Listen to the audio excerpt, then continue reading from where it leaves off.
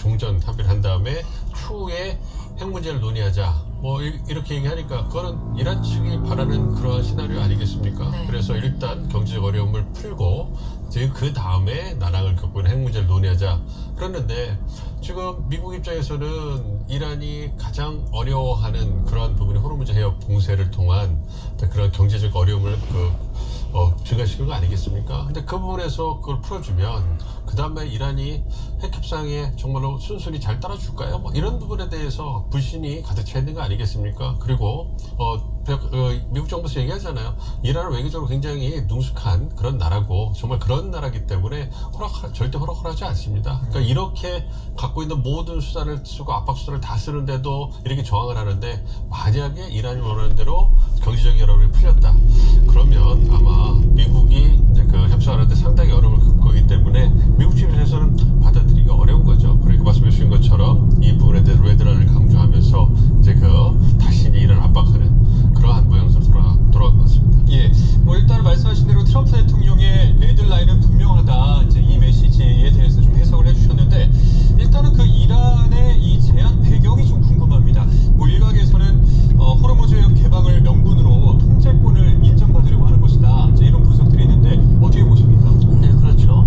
지금 어떻게 보면 호르무즈의 봉쇄는 이란이 먼저 한 거잖아요. 물론 그 이유는 미국의 공격을 배경으로 명분으로 삼고 있습니다만 어쨌든 호르무즈는 원래 이란이 고유의 권한이다. 뭐 그걸 주권이라고 표현하잖아요.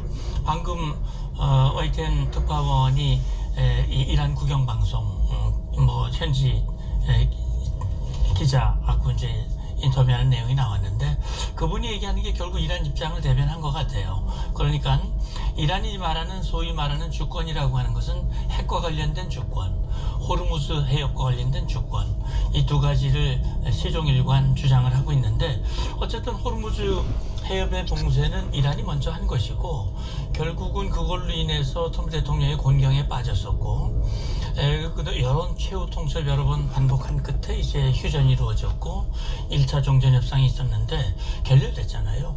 그리고 트럼프 대통령이 꺼낸 카드가 이제 역봉쇄였죠. 다시 말하면 이란 항구를 드나드는, 그 다음에 이란에게 돈 주고 나오는 배, 요것만 통제하는 것이 결국은 그 통제와 함께 경제적 분노 작전, 이것이 이란에게는 엄청나게 아픔으로 다가온 것이거든요.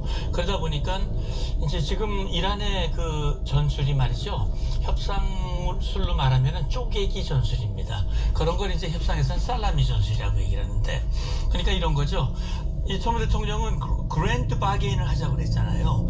한 테이블에 다 올려놓고 이란은 호르무즈 쓸데없는 주장 안 하고 그 다음에 핵도 포기하고, 그러면 그동안 미국이 이란에 가했던 제재 풀고 그 다음에 동결자금 풀고 이란이 복구하신 모든 비용을 다 줘서 이란이 번영한 이란으로 만들겠다. 이걸 한꺼번에 하자라고 하는 것인데 이란은 그걸 쪼개자는 거잖아요. 자, 개방부터 하고 그리고 핵 문제는 나중에 뒤에 얘기하자. 이 쪼개기 전술인데 임 교수님 잘 지적을 해주셨는데, 자, 그건 결국은 질문해 주신 대로 자기가 호르무즈 해협 열대해군 자기 통제권을 주장하는 겁니다. 예. 그리고 나서 핵 문제와 관련된 자기 주권이기 때문에 일단 호르무즈 여는 거를 미국의 역봉쇄를 풀어버리면 미국은 카드가 없어지는 거거든요.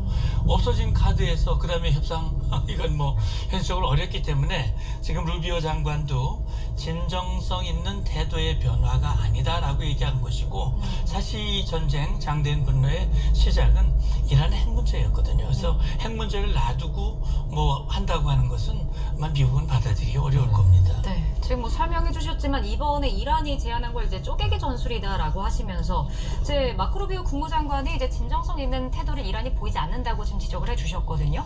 근데 이게 위기에서 벗어나기 위한 작전이다라고 얘기를 했는데 그만큼 지금 이란도 좀 벼랑 끝에 몰려있기 때문에 이런 제안을 했다고 봐야 할까요? 그렇죠. 얼마만큼 이란이 경제적으로 힘든가를 정확히 알 수는 없겠죠. 다들 추정에 얘기긴 합니다만 지금 이란의 상황이라든지 어떤 뭐 인플레이션이라든지 수출 수입의 어려움 이런 걸 고려해 보면 굉장히 어려운 상황에 있는 건 맞는 것 같습니다. 일단은 이란산 원유가 수출이 돼야지만 그 자금이 공급이 될 테고 그게 있어야 국내 경제에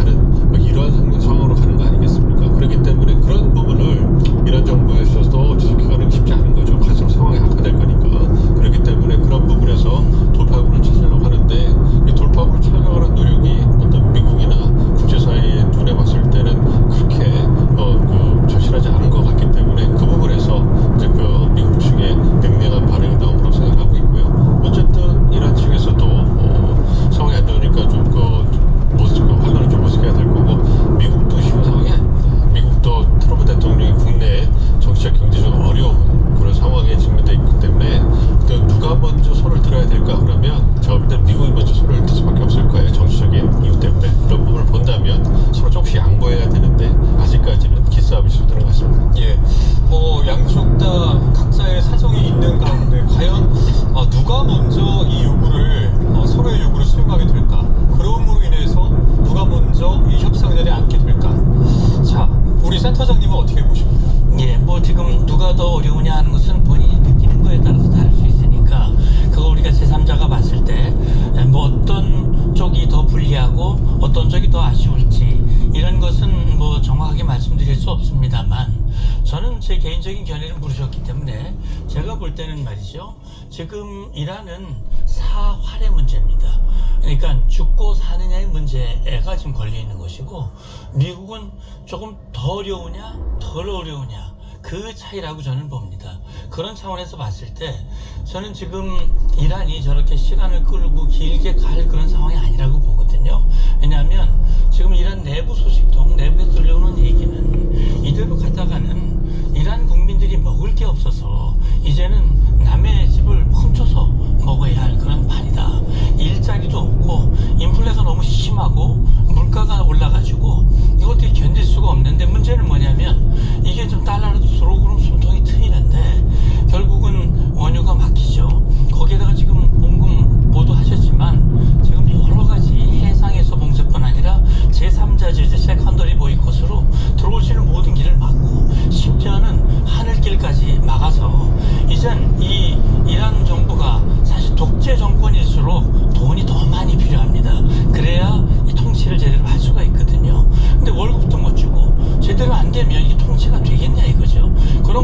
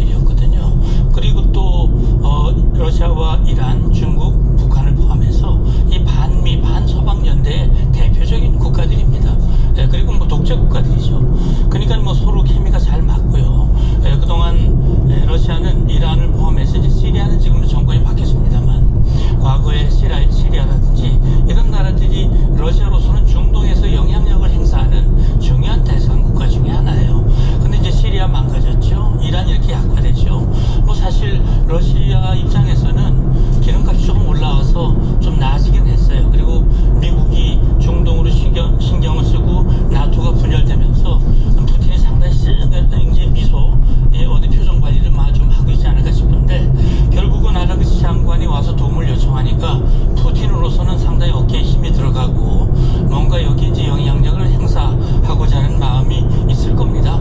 그러니까 아랍의 입장에서는 어쨌든 오만이라든지 파키스탄이라든지 터키, 뭐 사우디, 심지어 카타르까지 전화통화를 했다는 거 아니에요. 그러니까 우리는 이 전쟁 평화로운 이걸 하려고 그러고 우리 아니 유리한 거니까 우리 좀 입장을 지시해줘. 막 이런 요청일 것 같아요. 그러나 이게 과연 러시아가 정말 푸틴이 뭐 트럼프하고 좀 친하다고 하니까 혹시 뭐 푸틴이 트럼프한테 얘기를 해가지고 뭐 이거 받을까? 그거는 아마 좀 이 푸틴하고 아무리 친하다 하더라도 그 얘기를 트럼프가 받기는 좀 쉽지 않을 것 같다는 생각이 듭니다. 네. 미국과 이란이 이제 2차 종전 협상이 무산되고, 근데 유엔에서 또 양측의 갈등이 다시 보여졌습니다. 핵 확산 금지 조약 회의에서 양국이 공방을 보였는데, 뭐 서로를 해적이다, 뭐 테러리스트다, 국제적 범죄자로 비난을 했거든요. 뭐 외교 무대에서도 양측의 공방이 계속되는 것 같아요. 그렇죠. 날선 공방을 하는 것이 뭐 지금 상황에서 적절해 보이고요. 자국의 입장을 국제 무대, 특히 이제 유엔이라는 가장 중요한 다자 무대에서 확인을 해주는 게 필요한 거겠죠. 그래서 유엔 주재 미국 대사가 먼저 포문을 열어서 이란을 해적이라고 이제 비난을 하고 호르무즈 해협을 풀어라. 그리고 호르무즈 풀기 위해서 세상 자유연합을 구성해야 된다. 뭐 이런 얘기를 했지 않습니까? 뭐 그에 대응해서 유엔 주재 이란 대사도 강경하게 대응을 하면서 미국이 문제의 원흉이고 미국이 이제 그 부분에서 행동을 해야 된다 이런 얘기를 하지 않았습니까? 그래서 이런 외교적인 주고받기는 어쨌든 그 본국 정부 그다음에 국가의 이익을 대변하는 외교관으로서 당연한 거로 생각을 하고 있고요. 뭐 아직까지 강자가 대치를 하고 있기 때문에 이러한 공방은 지속되지 않을까 예상을 하고 있습니다. 예, 일단은 뭐 이란이 뭐 호르무즈 해협을 먼저 이제 풀고 협상을 하자 뭐 이렇게 이제 제안을 했다가 미국은 사실 뭐 여기에 대해서 이제 이렇다 할 어떤 반박을 안 하다가 지금 미국 입장에서는 이제 이란 국적의 유조선을 추가 단속을 집행을 한 겁니다. 그러니까 말을 안 하고 이제 행동으로 나선 거거든요. 이제 이 자체만 두고 보더라도 이란의 제안은 좀 퇴짜는 났다 이렇게 이해하면 될까요? 예, 그러니까 지금 어차피 이란이 호르무즈 해협을 봉쇄를 했지만 미국의 이란 항구 봉쇄로 인해서 사실 호르무즈 해협의 봉쇄 카드가 많이 약화가 된 거예요. 의미가 별로 없는 것 같이. 물론 페르시아만한 2,000척이 아직 그대로 있습니다만 지금 미국 입장에서는 어쨌든 이 호르무즈 해협 문제도 있지만 더 근본적인 문제는 핵 문제이기 때문에 이란이 어쨌든 미국의 요구를 수용하고 핵이 없는 이란, 호르무즈 해협에서 더 이상 국제사회를 인질로 잡는 그런 행동을 하지 않는 이란, 거기에 더 나아가서 한 가지 더 바라는 것은 대리 세력을 이용을 해서 중동의 평화를 깨는 그런 이란이 아닌 정상국가 이란, 착한 이란, 좋은 이란, 그런 이란으로 만들기를 원하는 게 미국의 입장이고 이란이 그걸 버티고 안 들어주니까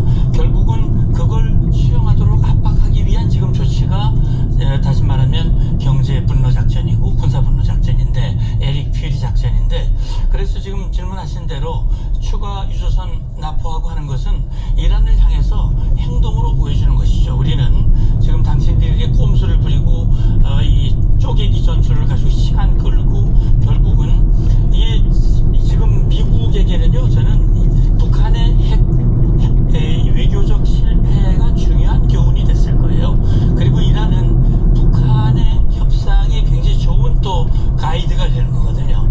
그러니까 북한이 미국과 국제사회를 기만을 해서 시간 벌고 그렇게 해서 핵 개발을 성공했고 그럼 이란으로서는 또 계속 기만하고 시간 끌면 그래서 저는 트럼프 대통령은 2015년 핵 합의는 그건 시간 끌기 위한 이란의 기만 작전에 말려든 것이다라는 그런 판단을 가지고 탈퇴한 것이고 예. 이번에도 외교적 방법으로는 안 되니까 이런 선택을 한 것인데 그래서 저는 지금 말씀하신 대로 지금 아마 미국으로서는 시간이 조금 걸리더라도 이란이 미국의 요구를 수용할 때까지는 좀 더 지금 상황을 보면서 압박의 수위를 하나하나 조금씩 더 높여나가지 않을까라는 그런 생각이 듭니다. 네.